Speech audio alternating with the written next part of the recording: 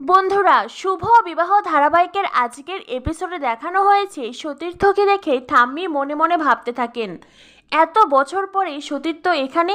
তবে কি সতীর্থর সঙ্গে এখনও জ্যোৎস্না দিদিভাইয়ের কোনো সম্পর্ক থেকে গেছে? এদিকে দেখা যায় ঠাম্মির মুখোমুখি সতীর্থ, তাই সতীর্থ ভীষণ নার্ভাস ফিল করে।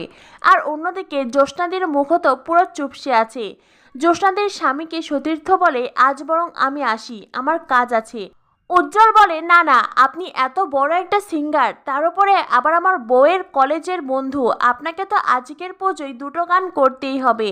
ঠাম্মি বলেন, ও যখন যেতে চাইছে, ওর কাজ আছে বলছে, তাহলে ওকে যেতে দাও।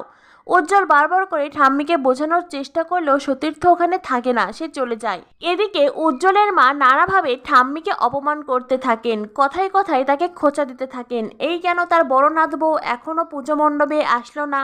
পুজোর দিনে বাড়িতে কি এমন কাজ? তার ছোট ছেলের বউ নাতি তারাও কি এখনও বিদেশ আছে? তারা কি দেশে আসবে না? কানাঘুষোয় তো শোনা যাচ্ছে তার বড় নাতি নাত বউয়ের ডিভোর্সের কথা। এই সব কিছু নিয়ে ঠাম্মিকে খোঁটা দিতে থাকেন।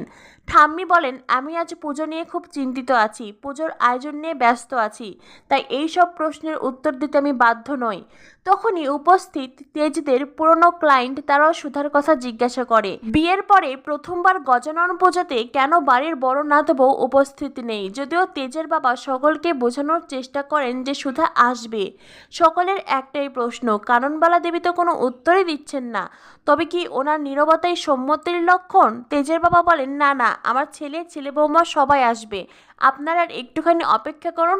এদিকে ঠাম্মিও মনে মনে ভাবতে থাকেন, সুধা এখনও গজাননের হার নিয়ে পৌঁছলো না, তার কারণ কি? তবে কি সুধা সত্যি হারটা খুঁজে পায়নি? এদিকে জ্যোৎস্নাদি ভাবতে থাকে, এইবার ভাইয়ের বিরুদ্ধে ঠাম্মিকে উস্কাতে হবে।